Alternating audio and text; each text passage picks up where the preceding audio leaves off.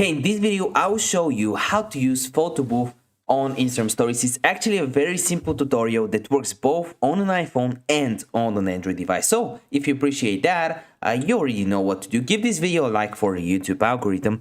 Subscribe if you are new. And hey, if you have any questions whatsoever around the video, let me know in the comment section down below. I would love to get back to them ASAP. So obviously you want to create a story, so you want to go on your profile right here, click the plus sign, click on story, and let's record a story with Photobooth. So you want to click the arrow at the left corner and click on Photobooth. So now we can record 4 photos. I record one of my keys and watches,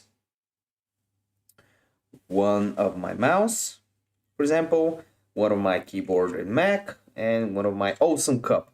So now we have the Photobooth with 4 actual photos. So what do we do with it? Well, we can add a lot of options. If, for example, if we click the plus sign at the top with the 4 pictures, we have different options like a flash option, light leak. I don't like that. Film roll. That's pretty decent. And this is how you do it. You click done, and that's all you gotta do. If this video helped you out, you know what to do. Give me a like. I want to see you in the next one.